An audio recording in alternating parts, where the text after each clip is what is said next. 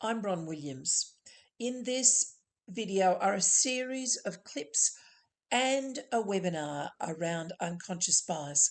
I brought together a whole lot of clips that I did, many of which I did during COVID, and you'll be able to hear me talk about a variety of different issues that I saw bubble up during that time of crisis and some reflections on it. Then I'll finish the video with a webinar based on my own experiences of having to confront and then deal with and address my own unconscious biases. Take a listen. I'd love to hear what you think about bias and what you're doing to address it in your own life. Hi, Bron Williams here, the bias specialist. Behind me you can see my bookshelf.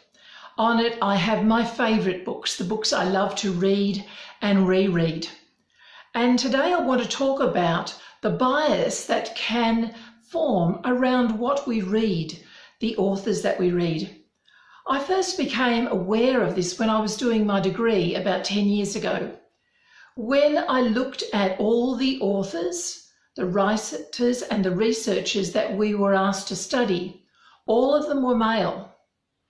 There were a couple of women whose work we studied, but it was largely a portion of their work and it was generally in a peripheral or secondary area.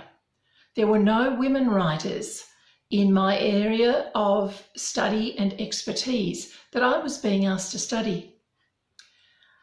And I understood from that I was getting one perspective, a male perspective, around my study. And so I determined that I would listen to the voices or read the voices of women more than I had. Something further that I've started to understand around my own biases when it comes to reading is that I largely read white authors, people who are like me. And I want to address that. I want to address that for myself. And so today I'm asking for recommendations. I wouldn't know where to go to find a good African American writer, or an Indigenous writer, or a writer from Asia, from Japan or China, or from the Middle East, from Iran or Israel. So I'm asking for recommendations today. What have you read from an author that is not like you? I'm white. I read lots of white authors. I want to broaden my perspective. I want to understand that my biases don't need to rule my life. I want to be broader in what I read. So, what can you recommend? Laws passed earlier this month by the Australian Federal Government as part of its university reforms have ensured that humanities degrees will now cost 113% more. Such degrees include social science degrees, which are often the degree of study of choice for Indigenous students, because it is in these degrees that they develop the skills that they can then take back to their communities where they can be of service. The latest national data shows that 33% of Indigenous students enrolled in social science degrees as compared to 19% of the general cohort. The irony is that one of the federal government's own closing the gap commitments is to have 70% of Indigenous youth in higher education by 2031. That is going to be a whole lot harder given this hike in humanity degrees fees. One of the things that I do regularly when I'm working with people to address personal and corporate bias is to roll out my mantra of ask the next question. Questions such as, who does this decision hurt? Or who does this decision overlook? Bias limits our thinking and decision making to what is personally known and experienced? Such questions as these are essential to broaden our thinking so that we can see with different eyes, hear with different ears, and walk in different shoes. It's obvious to me that the Australian federal government's bias towards business and job-ready tertiary study has overlooked its own commitment to closing the gap with Indigenous youth, and it has failed to ask that question: who does this decision hurt? Morpheus gives Neo a choice, telling him, "You take the blue pill, the story ends, you wake up in your bed and believe whatever you want to believe." Or he can choose the red pill, make the ultimate paradigm shift and find out what's really going on. Neo takes that red pill and has to face the truth about the life he believes he has been living. We're all a bit like Neo. We have a view of reality that is skewed. Not, as in Neo's case, by a machine-made matrix that feeds on human energy. Rather, by biases that are as hidden and as powerful as the matrix is for those who are still plugged in. As we acknowledge, explore and identify biases, we are able to start shifting paradigms that have shaped our lives since childhood. What I want you to understand is that bias is simply part of the way we think. When you realise bias always exists in parallel to logical and rational arguments, then you have the power to make bias conscious and have it work for you rather than against you in everything you do. Our reality is flawed by our insistence that perception equals truth. How we perceive things is shaped and influenced by what we were taught in childhood about how the world works, who to trust, what occupation is desirable, which group of people to avoid, and so many other things. These biases continue to shape our perception and become our reality that separates us from others and skews our decision-making. Professor Richard E. Nisbet of Michigan University says, "We understand the world not through direct perception, but through inferential procedures that we are unaware of." Nisbet recognises that although we think we have a direct and accurate understanding of the world, there are unconscious factors and biases that influence that understanding. We pride ourselves on being objective. We're convinced that when we have a decision to make, that we objectively assess each option and choose the best or most appropriate one. However, objectivity is an illusion because all people are unconsciously influenced by their biases. Bias is so hidden from our conscious thought, it is as if it is part of humanity's psychological DNA. Roger J. Davies says that as humans, our decision-making process is heavily influenced by our primary innate biases which operate in a parallel world to our rational and logical thought processes. That idea of a parallel universe intrigues me as I look at the way that I and other people think. There are some things that come instinctually and others that are much more carefully thought through. Author Daniel Kahneman writes of two ways of looking at our thinking. First, there is fast thinking, which is instinctive, judgmental and biased. And then there is the slow thinking of logic, reason and rational thought. In these parallel worlds, we may have biases that don't necessarily align with our beliefs.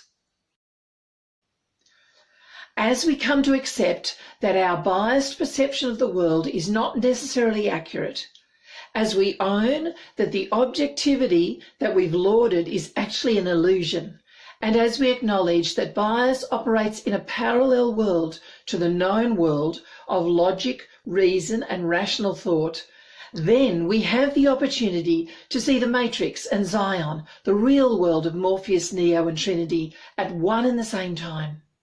We can start to see what is illusory and flawed in the way we think, and we can open ourselves up to new ways of seeing the world that bring light, colour and growth to our relationships and decisions, our workplaces and our businesses. A recent Australian study examined 315 social commentaries and found that more than 50% included racialised opinion pieces. I'm Bron Williams, the bias specialist. What this study shows is that covert racism is alive and well in Australia. By covert racism, I mean the racism that is often unintentional and overlooked, that happens casually through our attitudes and words, but it is as important and as damaging as the most overt forms of racism that we have seen here in Australia and around the world. Covert racism comes in many shapes and in many forms. Indigenous Australians suffer the impact of covert racism when they are consistently portrayed as victims rather than people with intelligence, agency and purpose. The victim narrative reduces Indigenous people and keeps them in the box of less than. Even the lack of diversity in the media sends a covert racial message that only white people are acceptable in the public eye, and the people of colour are not to be trusted with bringing the news or delivering accurate critique or valid opinion. Covert racism is an example of the way in which bias lies at the heart of all inequality and injustice. The Anzac legend is writ large in the Australian psyche, in which the story of the Aussie digger who looks after his mates and plays fair has become part of the myth surrounding who we are as people. I'm Bron Williams, the bias specialist. The stories we tell ourselves lay the foundation of the biases we have around identity and how we act in the world. Our Australian biases towards honour and a fair go for all have taken a hit in recent weeks, with revelations around war crimes committed by Australian SAS members on deployment in Afghanistan. While these atrocities are not representative of the majority of our armed services personnel, they remind us that we are capable of both great good and unspeakable evil, to which the past and present treatment of Indigenous peoples and refugees are testament. We have an opportunity to recognise that our biases of unsullied honour and a fair go indicate how flawed our collective view is. We can begin the process of owning our greatness and our very real weakness and see ourselves through mature eyes.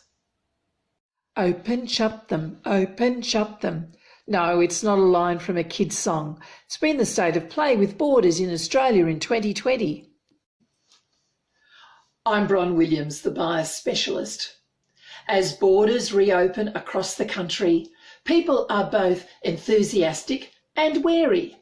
Enthusiastic because we've had so little opportunity to play this year, but wary because people half expect the borders to close again with very little notice. Above all, we're tired, exhausted, fatigued. People have expended so much energy this year just surviving. This COVID period has also brought out many of our biases around race when referring to COVID-19 as the China virus and in the Black Lives Matter movement. Then there's women doing the triple shifts of work, childcare and distance learning for their children. Bias was no longer hidden, it was obvious. We're exhausted from dealing with COVID on a health and economic level, and we're fatigued by having our normally hidden biases thrust before us in ways that we can't avoid. Health professionals continue to guide us as to how to stay safe. Politicians are getting the economy moving again. What I would love to know is what you believe we can do to ensure fatigue doesn't send bias back into the shadows. Hello, my name is Bronwyn Williams. I'm a commentator and facilitator on bias and diversity. I'm bringing to you today a presentation called What's Your Water? Making Bias Conscious, and I'm coming to you from Melbourne, Australia. Bias is something that influences all of us, usually unconsciously. And as we work through this presentation, I'm going to share 3 stories with you. One at least you will be familiar with. Then we're going to take a look at what bias is and how it forms, the impacts that it has on us. I'm going to be quoting from some people that I have discovered in my research who have something valuable to say. And then we're going to look at what are the results of what happens when we take bias seriously, we start to explore it, and we find that we can use bias to our advantage rather than have it be a limiting factor in our lives. So it'll be important for you to stay right through to the end, because not only do I have some great stories and some wonderful information, there will be an opportunity for you to find out ways you can connect with me so that if bias is something you want to continue exploring, we can have a conversation together. Now, I'm going to bring up some screens, so give me 2 minutes as I bring this up, please. I'll get back to our slideshow, and away we go. So, what's your water? As I began to research around bias, I came against this old Chinese proverb that says, a fish is the last one to know what water is. I'm just going to bring my picture up here a little larger so that you can see me more readily. Okay, so a fish is the last one to know what water is. Now, a fish lives, breathes, swims in water, but by and large, it's unaware that water exists around it. Our biases are very similar. Because they are unconscious, they've formed before we're cognitively aware of them. They are operating just below the surface of our conscious lives, but they influence so much of what we do and say, and the decisions that we make. They also influence our relationships. I want to share now 3 stories with you around bias. Let's see which ones you relate to the most. Here's one that will be familiar to you. When the coronavirus first appeared on the world stage earlier this year in 2020, one of the first impacts was that Chinese people and their restaurants and their businesses started being avoided. I'm sure, like many other cities, Chinatown here in Melbourne sort of emptied out almost overnight. Now, cognitively, with our heads, with our intelligence, we know that the Chinese people who live in our town or our city don't necessarily have the coronavirus in their DNA. But somehow people made this connection between the virus in China and the Chinese people living in their community, and started avoiding Chinese restaurants. I want to quote to you one man who'd owned a restaurant, a Chinese man who'd owned a restaurant for 18 years, and this is what he was facing. He said, people don't really want to come in because they think Chinese people are carrying it, since the virus is from China. In this kind of situation, human behaviour is to find someone to blame, so they blame the Chinese. Now, although people realised that the Chinese people in their community probably hadn't been to China in ages, they may not have even been born in China because of the nationality connection with where the virus came from. People stayed away from Chinese people and their restaurants. Not only did that happen in businesses, but there was a case of one young Asian-looking boy who was chased around the playground by his classmates, who then cornered him to test him for coronavirus. Now, these children didn't have any reason to connect this young person who had a Chinese-looking face with the virus, except that they had unconsciously absorbed the attitudes perhaps of their parents, their families, their surrounding culture, perhaps the media. It was amazing to see what happened. Even though with our rational minds, we would have said, of course not. They're Chinese people in my area. They haven't got the coronavirus. But we made this unconscious. We had this unconscious bias. Now, I heard this bias coming out in conversations that I had with people. One was with a Filipino lady who just commented, she said, oh, look, all those diseases come out of China. I also had a messenger chat conversation. We were part of a group chat. This lady was from Washington, DC, and she just commented, oh, well, you can't trust anything that comes out of China. Now, both these people, one who'd grown up in a nation near China and the other who'd grown up on the opposite side of the world, so completely different communities, completely different cultures, but both had the same bias against the Chinese. Now, I'm fairly certain that neither person had actually had bad experiences, bad personal experiences of working or being with Chinese people, but they'd sort of connected these dots. They'd somehow absorbed this idea that the Chinese were not to be trusted. And I started to think, well, where did that come from? And I thought back to how China and the Chinese have long been seen as mysterious, inscrutable. But then in the last few decades, with the rise of communism and the communist policies being the ones that govern in China, and particularly how much information that comes out of China is redacted or classified, we've moved, those of us who are not Chinese, from thinking that the Chinese are inscrutable and mysterious to perhaps not being a nation or a people that we can trust.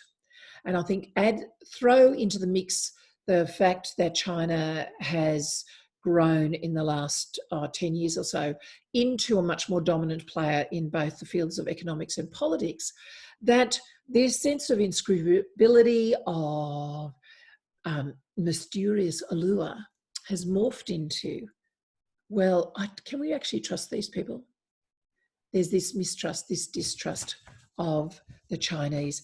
And it has developed a bias in the thinking of people who are not Chinese towards the Chinese people, so that China and Chinese people are seen as a threat, even the Chinese people who live next door.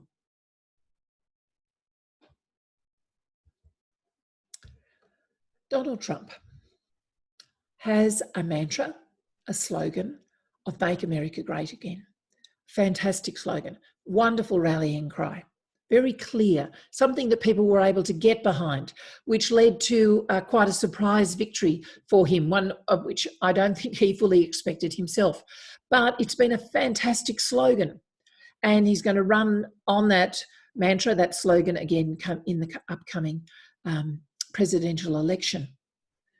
Now, while this is a fantastic political rallying cry, to have it as your mantra and your bias in this particular crisis, in the coronavirus crisis, you have to question whether it's actually helpful. At the core, Make America Great Again is about restoring America to a greatness that it has lost somewhat, but which many people in America want again, and Donald Trump is feeding into that. He believes in America being a great nation. He believes in him being a great American, that he will lead America to greatness again. And so many people are behind that slogan. However, as a mantra through which to filter the current concerns and real threats that COVID-19 bring, it's questionable whether this bias is actually helping. I think rather that it is hindering. Let me give you a couple of examples from the things that Donald Trump has said. On the 26th of February this year, 2020, while he was in India, he gave a press conference and was reported as saying, "You may ask about the coronavirus, which is very well under control in our country." 2 days later, he commented that the Democrats were using the virulent coronavirus as a hoax to damage him and his administration. Now, see, Donald Trump has this bias towards his own mantra. He lives out of it, he speaks out of it, he makes decisions out of it. And he was determined to display confidence in his ability to make America great again. And what I see him communicating is that nothing, not even a global pandemic, is going to interfere with that agenda. He has filtered the threat of the coronavirus and the real dangers through his established bias of the greatness of America, and particularly his ability to make America great again, to keep America great again, and therefore him being a great American president. As I said before, such confidence truly is laudable and it's a wonderful rallying cry, but it does communicate a certainty that doesn't actually exist. And I believe it can do huge damage because people trust this ill-founded confidence and are less likely to heed warnings. He went on to say, like a month later, fast forward a month to the 23rd of March, and Donald Trump was insisting that the US would soon be open for business. He was actually declaring that America would be raring to go by Easter and encouraging people to go to church in droves. Now, this position was directly at odds with the scientific and medical facts and advice that were available and that were being communicated by the advisors on his team. And it also flew in the face of the reality that was experienced by other developed nations, which had already locked down in an attempt to control the spread of the virus. Now, this bias towards a Make America Great Again, it ignores the scientific and medical facts and advice to the contrary. It places the health of the American people up against the economic stability of a nation and the reputed leadership of its president. Media critic Margaret Sullivan from the Washington Post wrote in late March that the presidential briefings were beginning to sound like substitutes for Trump's campaign rallies and were working against the goal of giving the public critical and truthful information. As the virus continued to spread, the president did from time to time move away from his mantra of Make America Great Again. He did admit that Asian Americans were being targeted and called for their protection. He did also acknowledge the vulnerability of American people with the forecast figures of in excess of 240,000 people dying in the US from this disease. However, by March 26, China was no longer the global leader in cases of virus that had originated on its soil. The United States, with about 1/4 of the people of China, had overtaken both China and Italy in confirmed coronavirus cases. One media outlet reported that dubious distinction took place as jobless claims smashed a record and US deaths neared 1,300. However, despite the continued increase in cases of COVID-19, President Trump repeated his message that the country needs to get back to work. That message, the country needs to get back to work, we need to go to church, the US is open to business. That is messaging decisions based on a bias towards his mantra of Make America Great Again. Only the future will fully evaluate the effect of President Trump's biases towards Make America Great Again and economic stability on the impact and spread of COVID-19 in the USA. However, Current observations, my own include, indicate that these biases are counterproductive in such an unfamiliar crisis situation.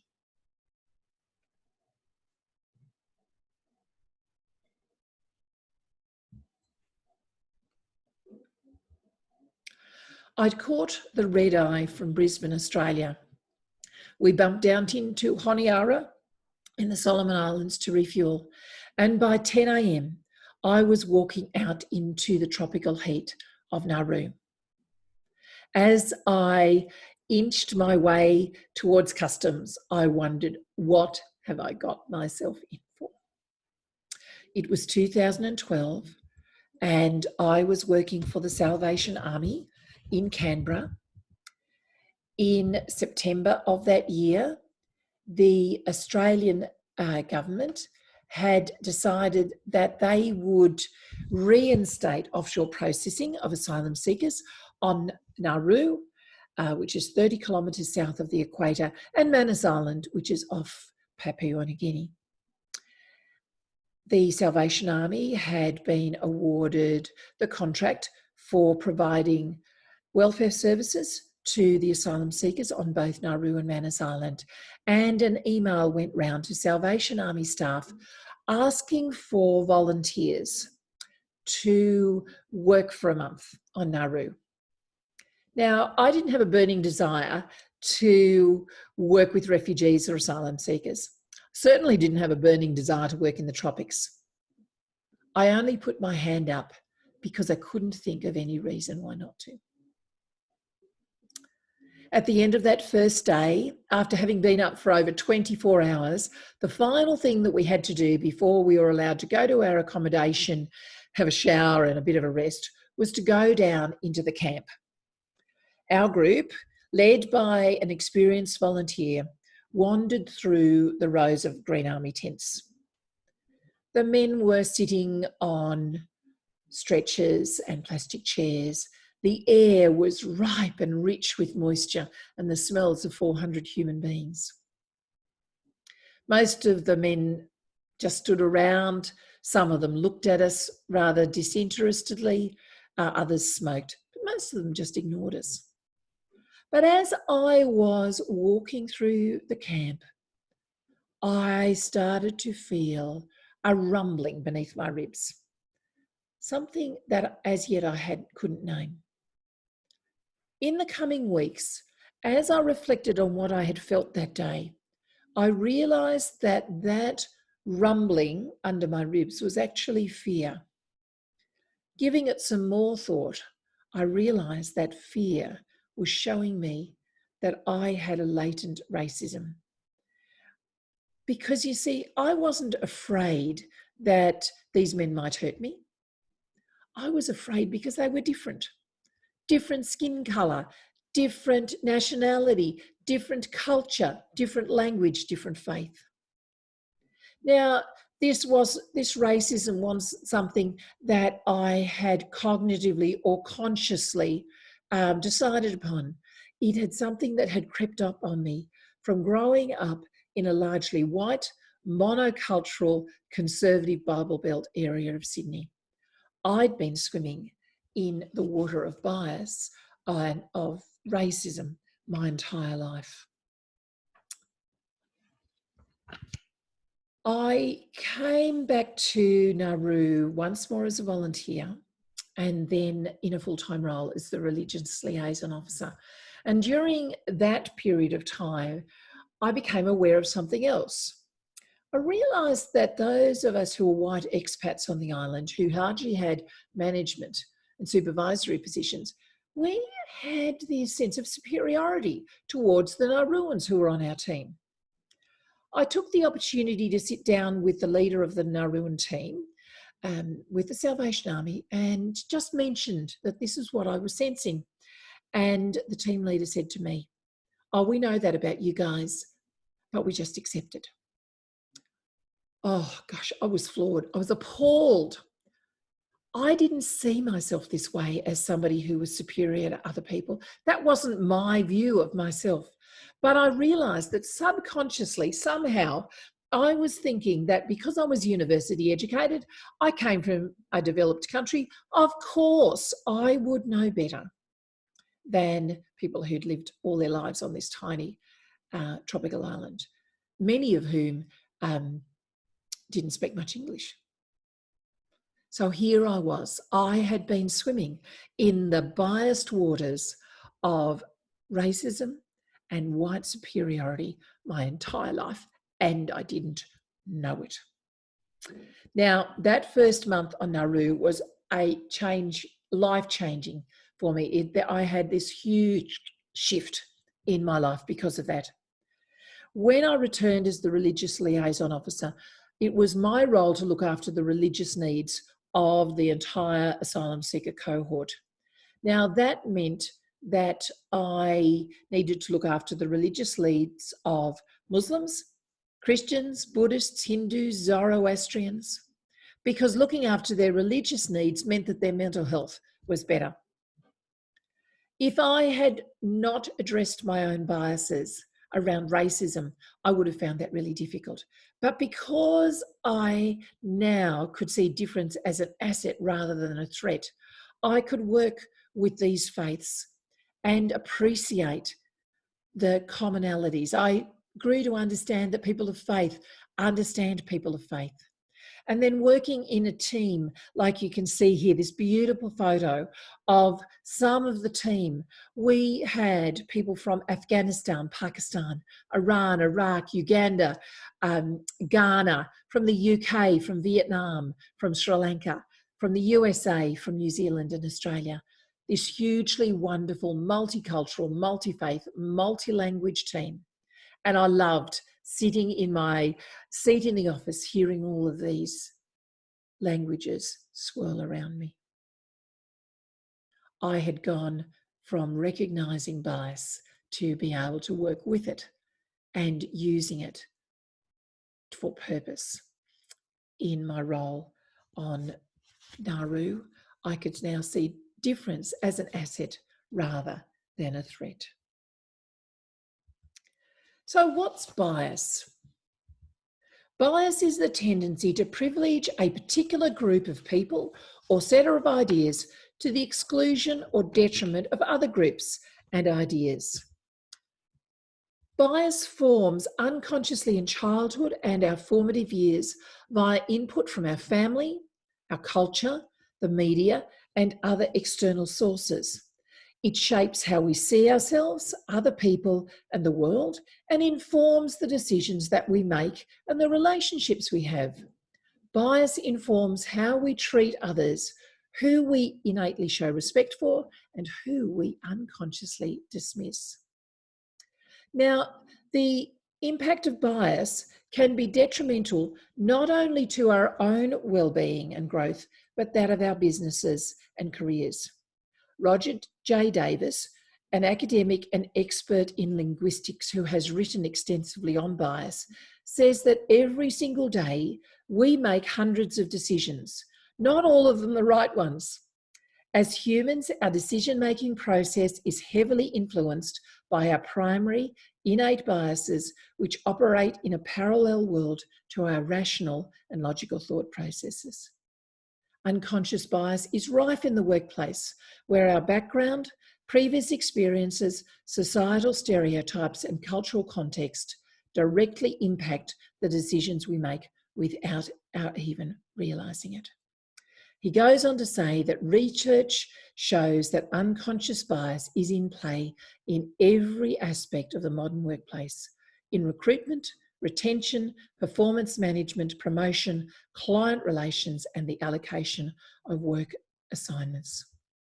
Because bias influences our decisions around all of those things that I've just mentioned, it feeds our fears, which we have probably all experienced in this time of the coronavirus. But it also impacts our relationships, whether they're the ones we have with those who are close to us or our working relationships. However, it doesn't have to be that way, because we can use bias to our advantage, because this woman took her racist fears and sense of superiority and chose to see difference as an asset rather than a threat. So once we become aware of the existence of bias as a concept, and then as we become aware that we have our own biases, we are able to look at ourselves and our workplaces differently. And as we work through this process, we develop an ability to listen with different ears. We deepen our understanding of the power of meaning, and we are better able to manage incremental change. So as we build awareness of bias and we identify our biases and then seek to address them, the first thing we're able to do is to develop a capacity to listen with different ears. This is the most important skill that we can develop, because as changes come as a result of awareness around bias, we recognise that we all have filters, our biases, that everything we input goes through. Management have filters, so does staff. And it's important that we put time and effort into identifying what our biases are, the ones that are operating both in our life and our businesses. As we become aware that the water of bias exists, that we have a particular kind of water, and we accept that bias is an inherent part of every aspect of our lives, then we are actually less ignorant of the water that other people may also be swimming in. We start to see and hear things differently. We understand some of the nuances at play in the conversations we're having. We become aware of the undertones, the inferences and subtle implications of what is being communicated. Listening with different ears opens us up to other ideas and helps us understand more deeply the dynamics that are at play in our workplace. 3 things happen as we begin to listen with different ears. First of all, we hear more than we previously did. Just as a hearing aid allows someone with deafness to reconnect with the audible world again, so awareness and recognition of our biases allows us to hear things we couldn't previously. We become aware of the things that are not obviously stated. Now, because I have this understanding of bias, when I heard those comments about Chinese people, I could hear beneath the spoken words to the biases behind them. I understood that these people were unconsciously biased against Chinese people. This did not give me the right to judge them, because we all have our biases, but it helped me to accept their comments for what they were rather than being offended by them, and I didn't actually have to feel that I had to take these people to task about their comments. Now, not only can we hear more, but we can hear more deeply. We may be able to hear the fear behind certain statements that other people make, or maybe we hear shame and guilt. We might be able to sense their vulnerability. Being able to hear in this deeper way allows us to show empathy and understanding. Even when someone has vastly different attitudes to us and expresses them very forcefully in a position that's bringing about conflict, being able to hear more deeply allows us to take a step back from the situation. This sense of distance then allows us to respond to others rather than reacting to what they say or do. Then we can make clearer decisions based on this deeper understanding rather than reacting to the surface situation. Not only can we hear more and hear more deeply, but we can hear differently. We no longer just hear the superficial statements, we hear the emotions. We can understand the other person's position more readily. This enables us to seek for common ground, rather than being caught up in a tit-for-tat retaliation or feeling that we must defend our position at all costs. This ability to listen with different ears, to hear more deeply, to hear differently, is crucial in maintaining healthy relationships, whether it's with our colleagues or management, whether it's with clients and customers, our staff, life partners, children or friends. Because we're aware of our biases that have been unconscious but are now front of mind, we are able to hear more of what is left unsaid. This gives us a greater capacity for empathy and understanding, and to work with others from a position of compassionate power. Secondly, we have a deeper understanding of the power of meaning. Our biases are the foundation of the meaning that we give to so many aspects of our lives. Nothing we say or do is without meaning. Now, despite our insistence that we can bring objectivity to a challenge or a situation that we're faced with, we actually can't, because of our biases that sit there just below the surface, impacting not only what we see, but how we interpret a situation. Each of us attributes meaning to what we experience, and people give different meanings to a shared experience. However, we can also choose to reshape meaning so that we bring a new interpretation to bear on a situation or challenge. Now, the first aspect around the power of meaning is the most straightforward. Everything has meaning. Every experience we have has meaning attached to it, from the most trivial to the most transformative. We seek meaning in everything that happens to us, and we consciously and unconsciously do this all the time. Meaning making is the process of how people construe, understand, or make sense of life events, relationships, and the self. Now, for many people, they couch meaning making in the terms of faith, such as it's God's will or the will of Allah.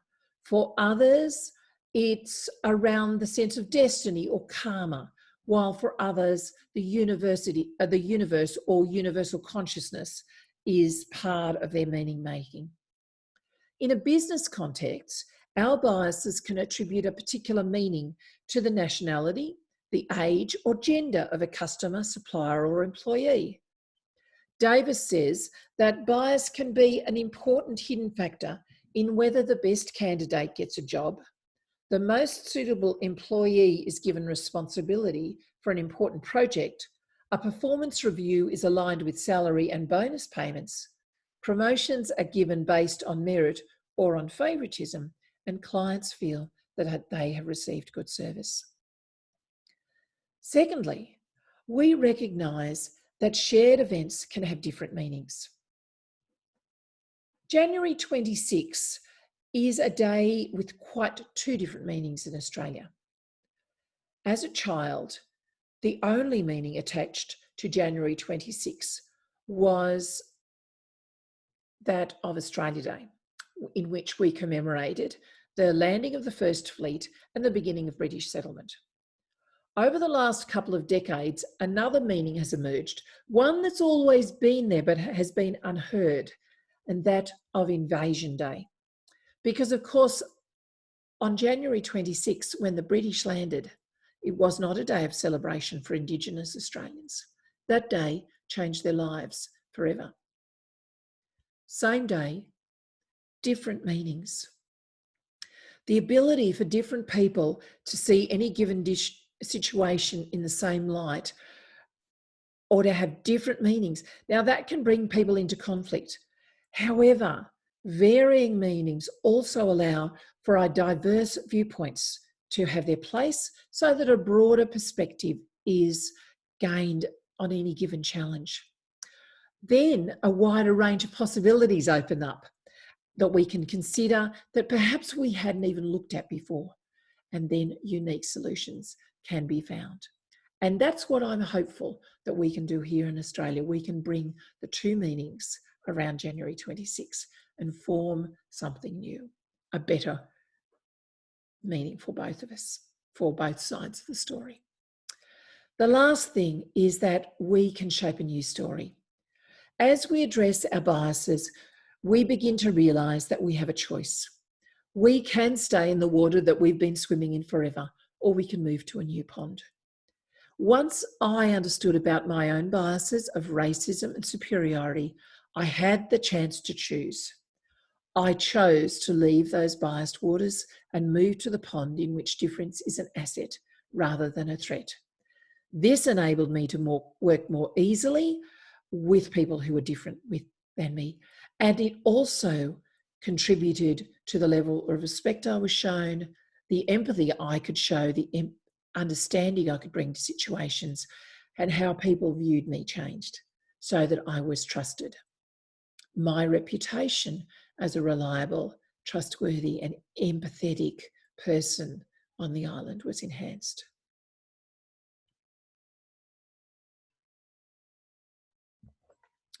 Thirdly, we can better manage incremental change.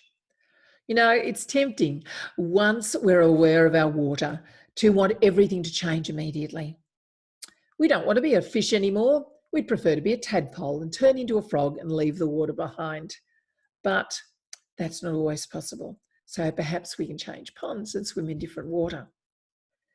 All people resist change. We prefer the known and the comfortable to the unknown and challenging. Now, and people will only change when they see value in it for themselves. But we also recognise that change takes time. Nothing of value happens overnight. Therefore, we see, rather than condemning people who still don't know that they're swimming in water, we can develop greater levels of patience, both with ourselves and with others, as we make our individual bias journeys. We recognise that change must bring value. For anyone to change the way they view the world, they must be able to see the value in the process of change, because change is never comfortable and we resist it if at all possible. My motivation for change when I discovered my biases was that I didn't like what I saw. It didn't fit with my view of myself, so I chose to change. As we work with others to help them see and address their own biases, we must find ways to show them that change is worthwhile. It may be that others will want to change because, like me, they don't like what they've discovered. But change does become more difficult when a bias is entrenched either at an individual level or at an organisational level. Bringing change at a company level must begin at the top, at board and management. The way in which unconscious bias affects individuals in the workplace and the strategies and tactics for overcoming this problem are the responsibilities of senior leadership. And the reasons for change must be communicated through the organisation in ways that people can both hear and adopt. We can then accept and embrace the fact that change takes time. All change is incremental. A glacier typically moves around 1 metre or 3 feet a day. Human beings take around 20 years to reach their adult height and physical maturity. So while we accept that these changes are slow and gradual, we often expect ourselves and others to change our attitudes overnight. Our biases seem part of our DNA, and even when we've identified them and we've determined that we no longer want to operate out of them, we will have times when we revert to type. We will fall back into our default position. This is completely natural. I'm not convinced that we can completely eradicate our biases, so we need to work with them rather than have them work against us. And then we can recognise that change requires patience. All change is slow, and so it's imperative that we be kind to ourselves in the process of changing. Understanding the natural bias against change allows for patience and empathy to be the drivers rather than intolerance and irritation. As our own awareness of bias deepens and grows, we catch ourselves up when we find ourselves reverting to type. We can then gently remind ourselves of the new position that we've decided upon. There is no place for recrimination of self or the denigration of others when we relapse into old patterns of thinking and behaviour. We need to be patient with ourselves. We need to be patient with others as they take their individual bias journeys. Change at a systemic or structural level is, of course, much, much harder and takes longer, and thus requires greater degrees of patience and perseverance.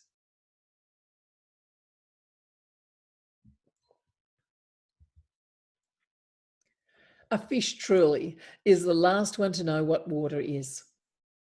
In like manner, we are all largely unaware of our biases because they formed so early in life and have almost become part of our DNA. They may be biases against a particular people group based on cultural heritage, as displayed during the early stages of the coronavirus.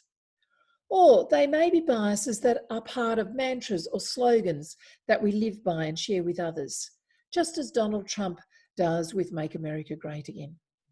Perhaps, like my own biases of racism and white superiority, they come from the unconscious messages sent to us in childhood.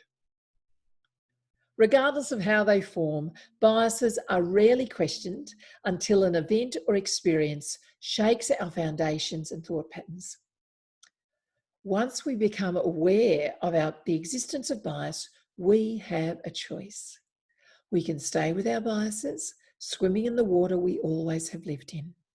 Or we can challenge and question those biases, examining them and determining whether they continue to serve us well or align with our personal values. It is then that we can choose to no longer swim in that water. We can intentionally turn our bias into an area of strength and purpose, just as I chose to see difference as an asset rather than a threat. As we choose to work with our biases, we find that we are listening to conversations with different ears. We are grasping a deeper appreciation of the power of meaning and are better able to manage incremental change and show patience to ourselves and others. Where are you now? What pond are you swimming in?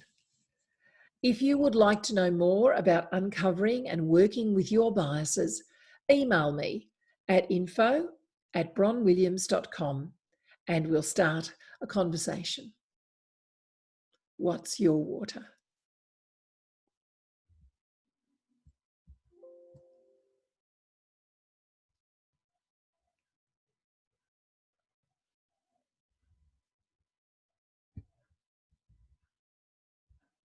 Writing for Forbes magazine, Dr. Melinda Fuchs says, hidden biases influence good decision making. There's a ripple effect from that decision that can impact many areas. I'm Bron Williams, the bias specialist. Leaders must understand that unacknowledged and unaddressed bias hampers the clarity needed to make decisions, because bias clouds our thinking and introduces irrelevant constraints such as nationality, gender, disability, or age, overlooking all that a person or an option has to offer. Unconscious bias also undermines our values as it works against our conscious belief systems. It's then easier to stay within comfortable boundaries rather than stepping out into the unknown, taking the easy route of compromise rather than the harder one that aligns with our values. To mitigate the risks that biases impose, ask the next question. Who does this decision hurt, or who does this decision overlook?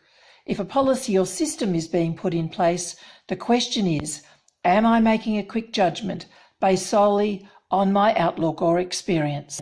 Leaders can make better decisions when they stop that ripple effect at the very beginning by not allowing that pebble of bias to fall into the lake of decision making.